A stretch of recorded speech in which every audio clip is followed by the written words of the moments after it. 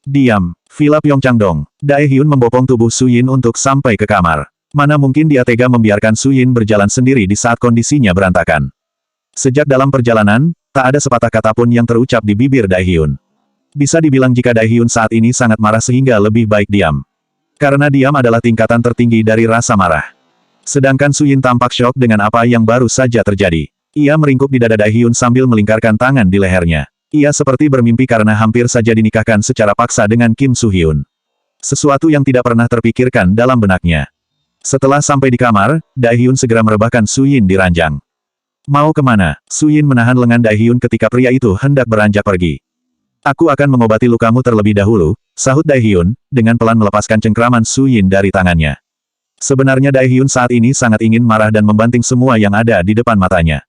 Namun sebisa mungkin menahan amarahnya agar tidak menakuti istri kecilnya. Ia tidak tega jika harus membuatnya menangis lagi. Biarlah batinnya yang tersiksa untuk sementara waktu.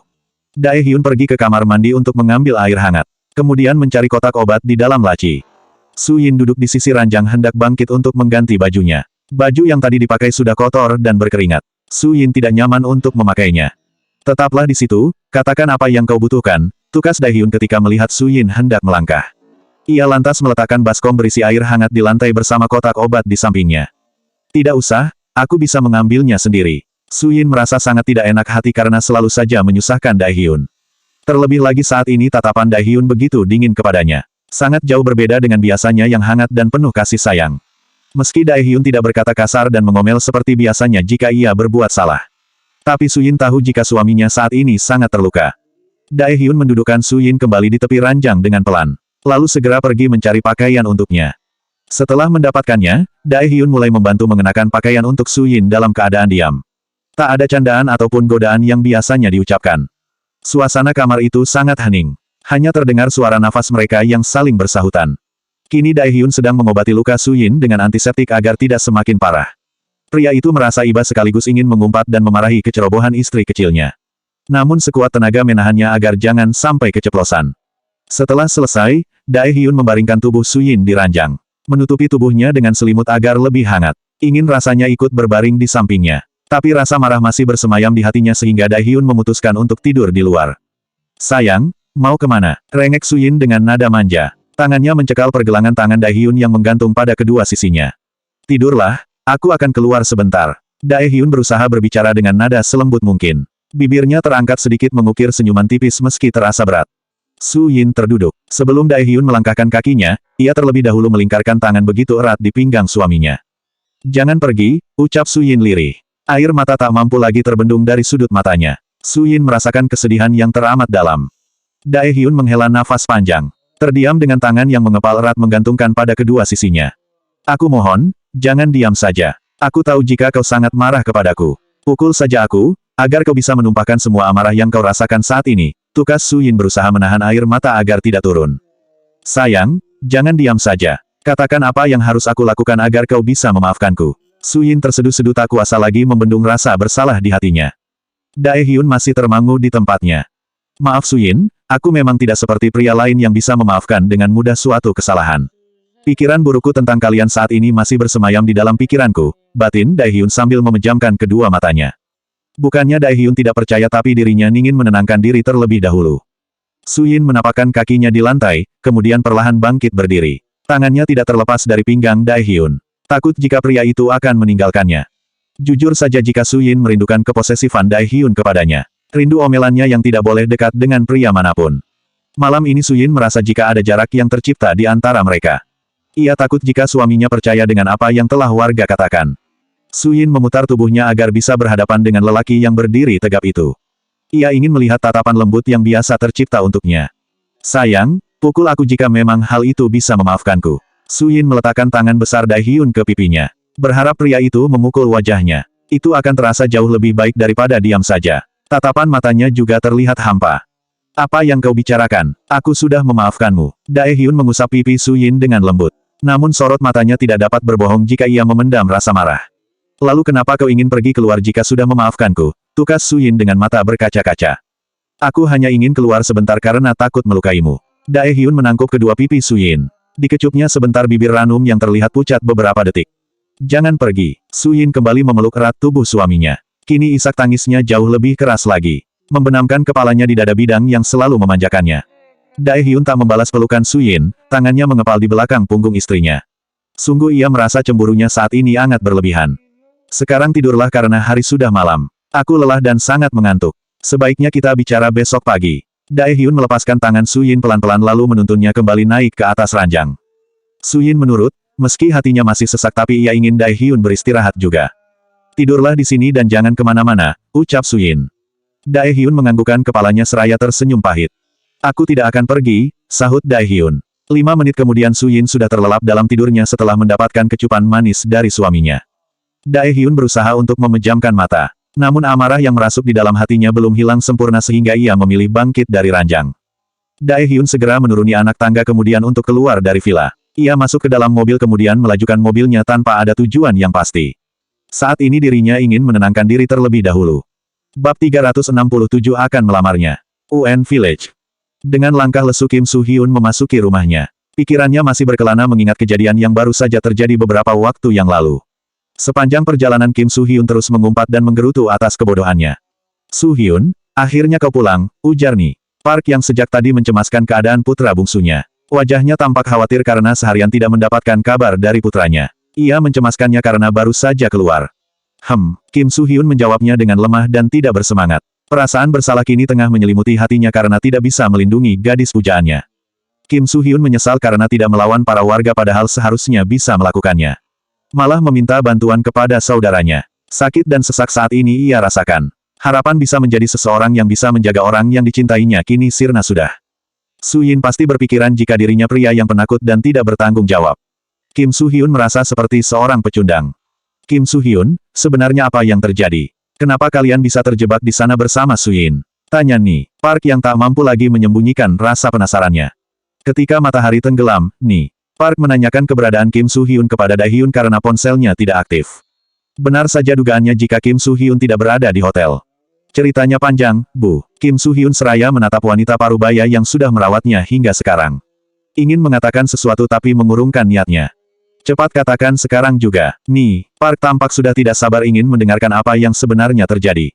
Kim Soo Hyun menghela nafas berat. Merasa ragu untuk mengatakan semuanya. Namun jika tidak jujur, Daehyun pasti mengatakan semuanya. Aku pergi ke tempat guru Chon namun pulang ketika matahari tenggelam. Kim Soo Hyun mulai menceritakan sedikit bagaimana mereka yang hampir saja dipaksa menikah oleh warga desa. Serta warga yang memperlakukan mereka dengan kasar. Kasihan Su Yin, pasti sekarang dia sangat syok dan trauma, ujar Ni. Park dengan wajah sendu. Sebagai seorang ibu, ia bisa merasakan kejadian yang menimpa putranya. Kenapa kau tidak membawanya kemari? Imbuh Ni. Park. Kakak tidak memperbolehkannya, Bu, sahut Kim Soo Hyun sembari tersenyum pahit. Ya ampun seharusnya Daehyun membawanya ke rumah kita, sehingga ibu bisa menghiburnya. Ni. Park berdecak kesal. Mana mungkin Kim Soo Hyun membantah perkataan saudaranya. Sorot matanya begitu tajam dan berapi-api sehingga bisa saja membakarnya hidup-hidup.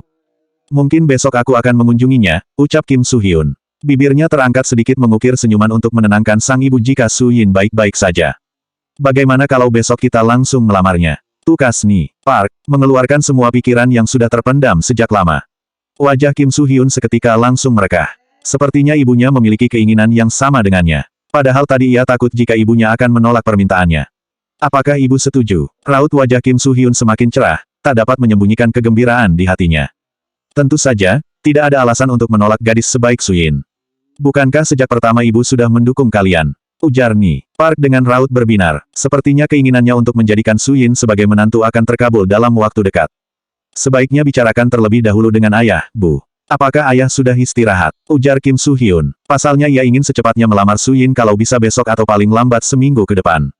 Belum, ayahmu masih berada di ruang kerjanya. Sekarang duduklah, biarkan ibu yang memanggilnya, tukas Ni. Park sambil berlalu meninggalkan ruang tamu untuk memanggil suaminya. Tak peduli saat ini yang sudah larut malam. Kim Soo Hyun ingin meminta pendapat ayahnya terlebih dahulu agar malam ini bisa tidur. Ia menyandarkan kepalanya pada sandaran sofa. Tubuhnya saat ini benar-benar terasa remuk. Mata Kim Soo Hyun langsung melebar ketika melihat saudaranya pulang. Ingin mengetahui barangkali Daehyun membawa Su Yin pulang ke rumah mereka. Kakak, akhirnya kau pulang juga. Kim Soo Hyun mengedarkan pandangannya ke belakang Daehyun tapi tidak menemukan siapapun. Bagaimana keadaan Su Yin? Kenapa tidak membawanya ke sini? Aku sangat mencemaskannya, imbu Kim Soo Hyun. Dae Hyun mencoba untuk bersabar agar tidak mengeluarkan kata-kata kasar. Ingin sekali ia memaki saudaranya yang hampir saja membuat istrinya kembali terluka.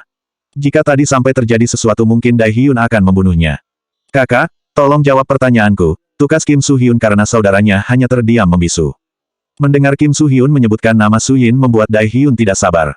Hingga begitu sampai di depan adiknya, Dae Hyun menghentikan langkah. Tatapannya seperti Raja Iblis. Kenapa kau begitu ceroboh mengajaknya ke tempat Guru Chon? Apa kau tidak bisa berpikir jika terjadi sesuatu kepadanya? Pria macam apa kau sebenarnya, membawa seorang gadis menaiki gunung hingga malam? Dada Dae Hyun menggebu ingin meluapkan semua amarahnya yang sejak tadi tertahan.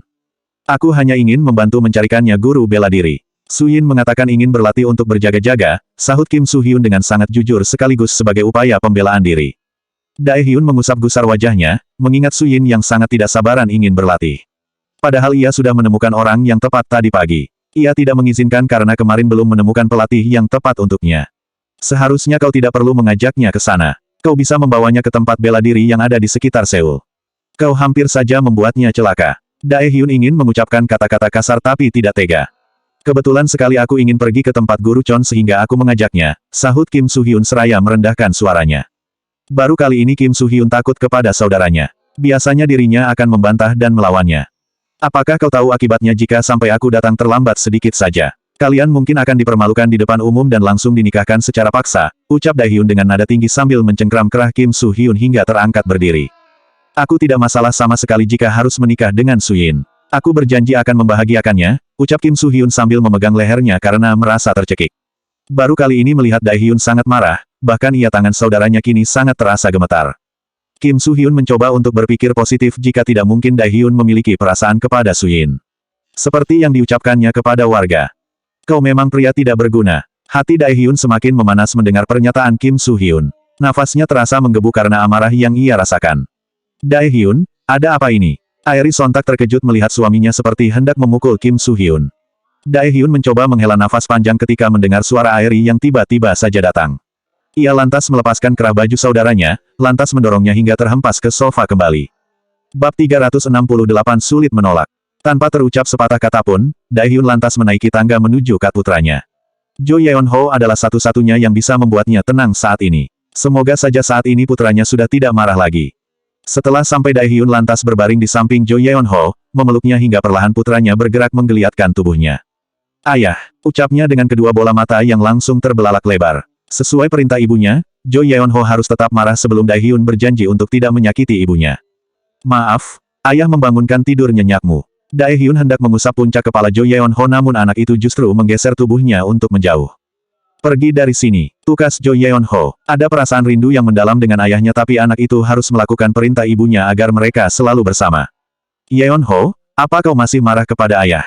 Tukas Dae Hyun dengan dahi berkerut. Tak disangka jika putranya masih mengingat kejadian beberapa hari yang lalu. Ia belum sempat meminta bantuan seseorang karena sibuk dan beberapa masalah selalu muncul. Aku tidak suka mempunyai ayah pemarah, tukas Jo Yeon-ho seraya meletakkan bantal guling di antara mereka sebagai pembatas. Yeon-ho, ayah sungguh minta maaf. Memaafkan kesalahan ayah kali ini saja, bujuk Dae Hyun. Aku akan memaafkan, jika ayah meminta maaf kepada ibu dan berjanji tidak akan membuatnya menangis, pinta Jo Yeon-ho. Dae Hyun terbungkam dengan permintaan putranya. Permintaan itu tidaklah sulit tapi sangat berat untuk dilakukan. Jika meminta maaf maka ia sangat yakin jika Airi akan merasa menang. Ceklek, terdengar suara pintu terbuka, tanpa menoleh pun Dae Hyun sudah tahu siapa yang masuk ke dalam kamar. Yeon-ho, kau belum tidur. Ujar Airi seraya menghampiri putranya lalu duduk di sampingnya. Cepatlah jika ayah ingin meminta maaf, tukas Jo Yeon-ho sembari bangkit duduk menyandarkan tubuhnya di bahu Airi. Dae Hyun memijat pelipisnya, ini adalah hal paling sulit untuk ditolak. Padahal sebentar lagi Dae Hyun ingin bercerai dengan Airi. Jika tidak mau meminta maaf kepada Airi maka putranya akan semakin membenci. Dae Hyun memang selalu lemah dengan permintaan putranya. Airi, aku minta maaf, ucap Dae Hyun dengan nada datar. Senyuman lebar langsung tersungging di bibir Airi. Ini adalah kesempatan yang sangat ditunggu agar Dae Hyun meminta maaf kepadanya. Apakah kau sungguh tidak akan mengulangi perbuatanmu? Airi memang sengaja mengatakannya di depan Jo Yeon-jo agar Dae Hyun tidak bisa berkutik. Sahut Dae Hyun cuek. Lihatlah, ayah sudah meminta maaf kepada ibu. Sebaiknya sekarang kau juga harus memaafkan ayahmu. Airi mengusap pundak putranya dengan lembut. Hatinya teramat bergembira hari ini. Baiklah, Jo Yeon-ho menggeser tubuhnya lalu memeluk tubuh ayahnya dengan erat. Sudah beberapa hari ini tidak merasakan pelukan hangat yang membuatnya merasa sangat rindu. Dae Hyun mendekap putranya seraya mengecup puncak kepalanya. Memeluknya seperti ini sungguh membuatnya merasa sangat tenang. Rasa marah kini perlahan sirna meski tergantikan oleh rasa kesal dengan Aeri. Sayang, tadi ibu memintamu untuk turun. Mereka ingin membicarakan sesuatu, tukas Aeri sambil memandang Dae Hyun. Ini sudah tengah malam, besok saja karena aku sudah lelah, ujar Dae Hyun. Mereka sepertinya ingin meminta pendapatmu tentang Su Yin. Kim Su Hyun berencana untuk melamar gadis itu secepatnya, tukas Aeri dengan santai. Apa? Seru Dae Hyun, seperti sedang mendengar bom atom yang langsung meledak di kepalanya. Rahangnya seketika langsung mengeras. Mereka saat ini sedang membicarakannya, terang Aeri. Kecurigaannya semakin kuat saat ini ketika melihat wajah Dae Hyun yang seketika langsung dipenuhi dengan amarah. Wajahnya tegang dan tatapannya begitu tajam meski tidak melihat ke arahnya. Yeon Ho, sekarang tidurlah. Ayah akan turun sebentar kemudian kembali menemanimu lagi. Dae Hyun melepaskan Yeon Ho dari dekapannya. Dengan langkah tergesa-gesa, Dae Hyun segera menuruni anak tangga. Su Yin menarik sebelah bibirnya ke atas. Tampaknya hari ini adalah keberuntungannya. Dengan Kim Su Hyun menikahi Su Yin maka gadis itu tidak akan mengganggu Dae Hyun lagi. Aeri menidurkan Jo Yeon Ho terlebih dahulu sebelum mengikuti Dae Hyun turun. Ia ingin tahu apa yang akan Dae Hyun lakukan. Jika bersikeras menolak maka sudah bisa dipastikan memang Dae Hyun memiliki hubungan dengan sekretarisnya. Namun sayang sekali karena Aeri tidak memiliki bukti. Terdengar suara orang yang tengah mengobrol sehingga Dae Hyun langsung melangkahkan kakinya ke sana. Ada apa ini? Apa tidak bisa membicarakan sesuatu besok pagi saja, ucap Dae Hyun yang sudah diliputi emosi kembali. Padahal baru saja hatinya merasa tenang. Dae Hyun, kau ini kenapa emosi seperti itu? Ujar Ni Park dengan dahi berkerut. Park Ji-hun memandang Dae Hyun dengan perasaan rumit. Akhirnya apa yang ditakutkannya selama ini akan terjadi juga. Dari sorot matanya ingin mengatakan jika Dae Hyun harus tenang. Ini sudah malam, Bu, sahut Dae Hyun dengan helaan nafas panjang. Tidak apa-apa karena kami semua belum mengantuk. Kim Su Hyun mengatakan jika tidak akan bisa tidur sebelum mengatakan semuanya, ujar Ni Park. Menurutmu bagaimana sifat Su Yin selama bekerja denganmu? Ibu lihat dia anak yang sangat rajin, ungkap Ni Park. Emangnya kenapa, Bu? Dae Hyun mencoba memancing, pura-pura tidak mengetahui apa yang mereka bicarakan. Kami akan melamar Su Yin secepatnya. Ibu ingin dia tinggal di rumah ini agar tidak merasa kesepian. Kata Kim Su Hyun dia tinggal di rumah yang kecil. Ni Park mengatakan perihal keinginannya. Apa kau yakin ingin melamarnya? Dae Hyun mengerutkan keningnya sambil memutar otak agar bisa menghentikan niat Kim Su Hyun. Tentu saja aku sangat yakin. Aku akan membahagiakannya dengan sepenuh jiwa dan raga, ucap Kim Su Hyun dengan begitu mantap. Bayangan mereka berjalan di atas altar membuat jantungnya berdegup kencang. Kau bahkan baru beberapa hari mengenalnya. Tidak usah tergesa-gesa. Dae Hyun berusaha berbicara dengan kepala dingin karena semakin menentang maka mereka akan semakin curiga. Aku sudah menyatakan cinta cukup lama kepadanya namun belum ada jawaban. Mungkin dia malu untuk menjawabnya. Kim Su Hyun tidak mengatakan kejadian malam itu karena ada ibunya. Kau yakin dia mau menerima perasaanmu? Cibir Dae Hyun dengan penuh percaya diri. Tentu saja aku sangat yakin, tukas Kim Su Hyun. Su Hyun, sebaiknya kau pastikan terlebih dahulu. Ayah tidak mau jika kau terburu-buru, ujar Park Ji-hun untuk menengahi perdebatan yang mungkin akan berujung dengan percekcokan. Ji-hun, kenapa kau sepertinya tidak suka jika Kim Su Hyun bersama Su Yin? Ni Park menyipitkan matanya memandang sang suami. Sekarang istirahatlah, ini sudah larut malam. Tanpa menjawab pertanyaan istrinya, Park Ji-hun segera meninggalkan ruang itu. Yang lainnya juga ikut bubar. Kini Dae Hyun bisa sedikit bisa bernafas lega karena ayahnya seperti mendukungnya. Bab 369 Istri Pembangkang. Setelah malam itu, Dae Hyun tidak kembali ke villa padahal kejadian sudah berlalu 2 hari. Su Yin sudah sangat merindukannya. Hanya ada sebuah pesan masuk beberapa detik yang lalu dari Dae Hyun.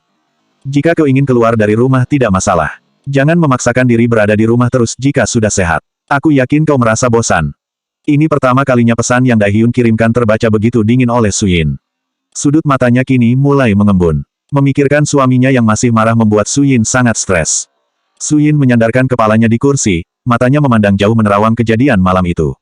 Merutuki betapa bodoh pemikirannya. Nona, panggil Bibi Xia. Su Yin masih tetap pada posisinya karena tidak mendengar suara Bibi Xia yang memanggilnya dengan suara lirih. Wajahnya terlihat kusut, tidak ada pancaran sinar dari matanya. Nona, Bibi Xia menepuk pundak Su Yin dengan lembut takut mengagetkannya.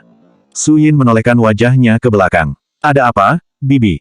Ini sudah gelap, sebaiknya Nona masuk ke dalam. Jika sakit Tuan Dae Hyun pasti akan sangat mencemaskan Nona, bujuk Bibi Xia untuk yang kesekian kalinya meminta Su Yin masuk ke dalam.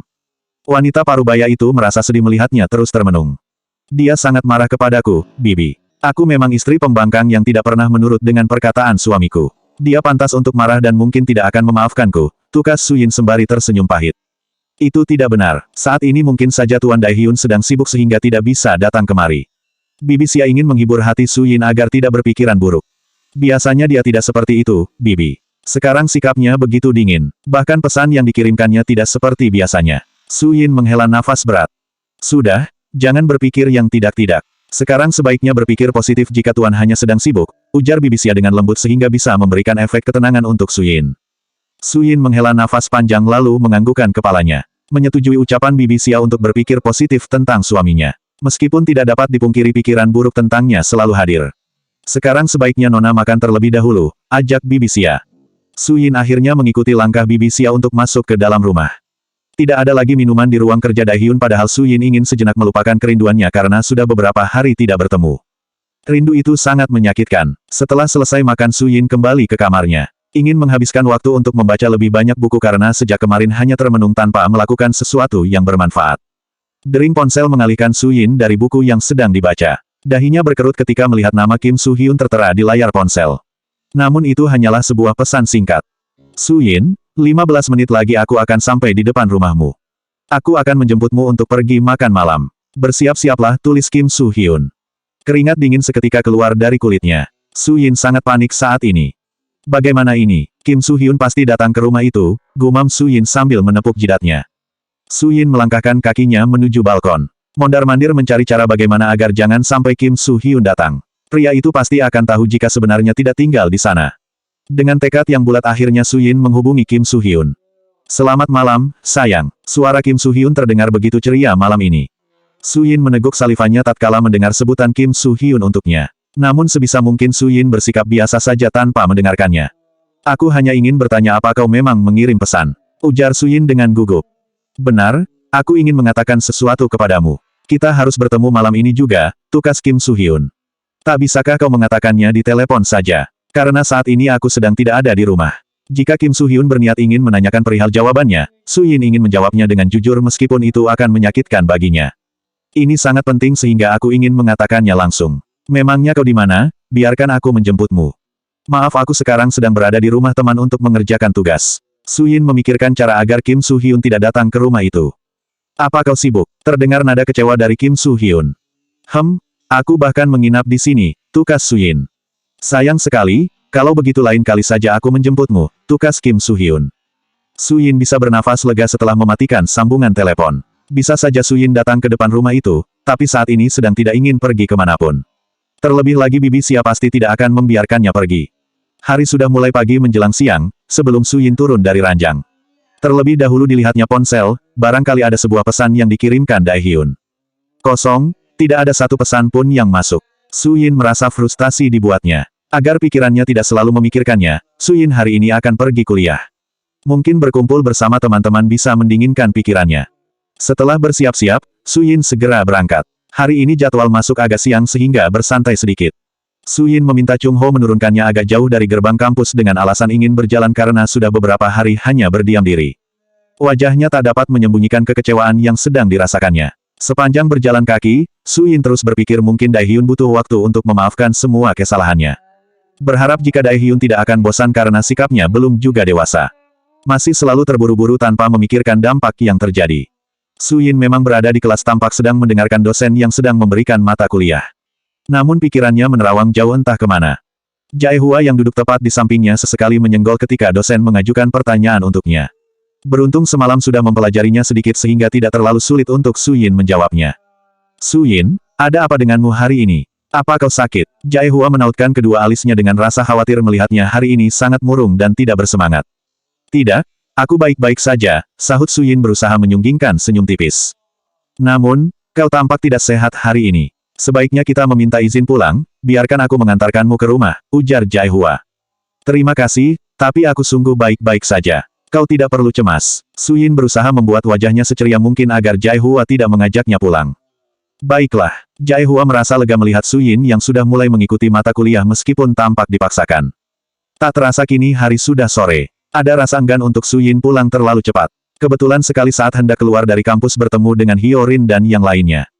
Suyin, ayo kita pergi menonton. Sore ini ada film bagus. Sekalian kita pergi jalan-jalan, ajak Hyorin.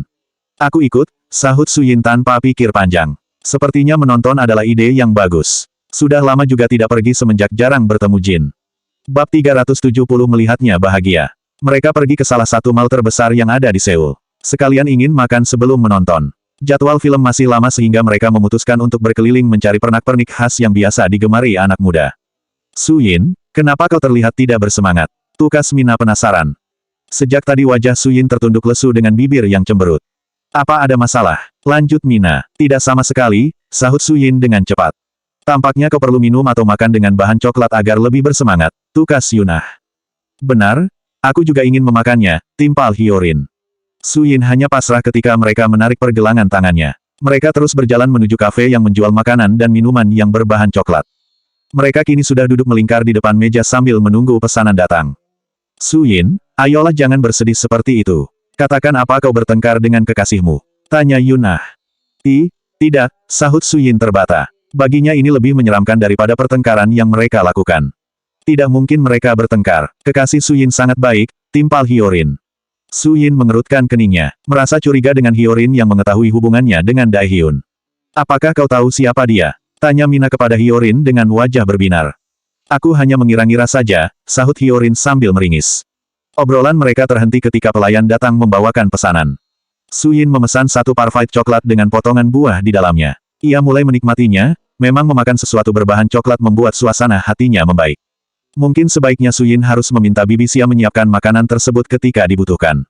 Mereka menikmati pesanan sambil mengobrol. Suyin kini sudah bisa mulai berbaur dengan obrolan mereka. Setengah jam sudah berlalu, sekarang saatnya menonton film di bioskop. Kalian masuk saja terlebih dahulu, aku ingin ke toilet sebentar, ujar Suyin. Baiklah, jangan terlalu lama. Suyin menganggukkan kepalanya, lalu bergegas ke toilet yang ada di mall. Ketika melewati tempat bermain anak, sekilas Suyin seperti melihat Daehyun tengah bermain permainan dengan Jo Yeon-ho. Suyin segera menyembunyikan diri untuk mengintipnya di balik tembok agar tidak terlihat. Di sana Daehyun tengah bermain balapan mobil dengan putranya. Wajahnya tampak berbinar dengan diselingi tawarnya. Pria itu tampak bahagia, tidak seperti biasanya yang bersikap datar. Dada Suyin semakin sesak rasanya. Rongga dadanya yang sudah berlubang terbakar dengan api cemburu ketika melihat ternyata ada Airi bersama mereka. Suyin tersenyum pahit melihat mereka yang tampak seperti keluarga yang sangat bahagia. Jo Yeon-ho tertawa begitu riang ketika naik mobil bersama ayahnya. Pantas saja kau tidak menghubungiku, ujar Suyin sembari berdecak. Ingin ia mempercayai setiap apa yang Daehyun ucapkan. Namun kenyataannya Suyin belum sanggup melihat mereka tertawa bersama. 15 menit sudah Suyin berdiri di sana. Mengamati mereka, Daehyun terlihat akrab dengan Airi. Kepercayaan yang sudah dibangun kini runtuh seketika. Suyin tidak tahan lagi melihat raut wajah bahagia yang terpancar dari wajah mereka. Tanpa sengaja Airi menoleh ke arah Suyin hingga pandangan mereka bertemu beberapa saat. Suyin lantas mengalihkan pandangannya ke arah lain. Ia kemudian segera pergi karena tak ingin jika Daehyun melihatnya. Suyin mencuci wajahnya sebelum keluar dari kamar mandi. Matanya terpejam beberapa saat agar pikiran buruk hilang dari ingatannya. Suyin membuka matanya ketika mendengar suara wanita yang tidak asing terdengar di telinganya. Hai, apa kau sengaja mengikuti kami? Sindir Airi dengan perasaan sangat senang. Untuk apa aku mengikuti kalian? Apakah itu penting untukku? Suyin berbicara dengan tenang sambil memandang wajahnya di cermin. Mengusap sisa-sisa air yang menempel di kulitnya dengan tisu. Tidak usah berpura-pura. Berapa uang yang diberikan Daehyun kepadamu? Ucap Airi dengan sarkas. Apa maksudmu? Suyin menyipitkan matanya seraya memandang Airi dari pantulan cermin karena wanita itu kini berdiri tepat di belakangnya. Tidak usah pura-pura. Bukankah kau dan Daehyun memiliki hubungan? Aku ingin tahu berapa uang yang suamiku berikan kepadamu sehingga kau mau menghabiskan malam bersamanya, cibir Airi sambil tersenyum miring. Suyin ternganga, tidak menyangka jika Airi mengetahui hubungannya dengan Daehyun. Namun sepertinya dia tidak mengetahui pernikahan mereka. Suyin menjadi gugup, tapi sebisa mungkin berusaha untuk tenang. Ia tidak ingin terpancing oleh jebakan Airi. Omong kosong apa yang kau ucapkan? Sanggah Suyin. Jika mengatakan yang sebenarnya pun Airi tidak akan percaya dan mungkin bahkan dirinya akan ditertawakan oleh banyak orang. Kau pikir aku bodoh? Mana mungkin ada gadis miskin yang jarang bekerja bisa kuliah di fakultas kedokteran. Aku yakin jika semua itu adalah uang suamiku. Airi berdecak sambil melipat tangannya di dada. Suyin terdiam sambil berpikir untuk melakukan pembelaan. Kau juga tidak lebih buruk dariku. Berselingkuh dengan manajer Han di belakang Tuan Daehyun, tukas Suyin dengan berani untuk mengalihkan pembicaraan mereka. Meskipun Daehyun tahu jika aku berselingkuh. Namun selamanya kami tidak akan berpisah sehingga jangan harap kau bisa merebutnya dariku. Aku memiliki Jo Yeon-ho yang sangat disayang olehnya. Dae Hyun tidak akan pernah tega untuk menyakiti putranya. Sedangkan kau hanyalah serangga kecil yang malang. Aeri terkekeh, menertawakan Su Yin yang sudah tampak emosi. Dasar perempuan gila, tukas Su Yin. Sungguh tidak dipercaya jika ia memiliki madu seorang psikopat. Aku memang sudah gila ketika memutuskan untuk menikah dengan Dae Hyun, ucap Aeri di sela tertawanya. Sudahlah, aku tidak ada urusan denganmu, ujar Su Yin hendak melangkah pergi meninggalkan toilet namun Aeri menahannya. Sebaiknya kau segera menikah dengan Kim Soo Hyun agar tidak mengganggu suamiku lagi. Meskipun sebenarnya aku kasihan dengan adik iparku yang rela mendapatkan seorang gadis yang ternyata bekas dari banyak pria hidung belang, ujar Aeri seraya tertawa renyah. Jaga ucapanmu, seru Su Yin yang tidak terima dikatakan gadis bekas hidung belang. Asalkan kau tahu jika Dae Hyun itu juga melakukannya dengan banyak wanita. Setelah dia bersenang-senang bersamamu, dia juga bercerita tentang dirimu yang sangat payah ketika berada di atas ranjang. Sangat tidak berpengalaman, pancing Aeri. Su Yin semakin mendidih ketika mendengarnya. Tak disangka jika suaminya mengatakan hal itu kepada istri tuanya. Plak, ketika Aeri lengah, Su Yin lantas mendaratkan telapak tangan di pipinya untuk meluapkan semua amarah. Beraninya kau, ujar Aeri sembari memegang pipinya karena tamparan Su Yin cukup keras. Itu akibatnya karena kau sudah berbicara omong kosong, tukas Su Yin. Lalu melangkah meninggalkan kamar mandi dengan wajah yang sudah memerah terbakar amarah. Selepas kepergian Su Yin, Aeri tertawa renyah karena sudah berhasil mengancam Su Yin. Ia yakin setelah ini Su Yin akan menjaga jarak dengan suaminya. Selanjutnya bab 371 payah di ranjang.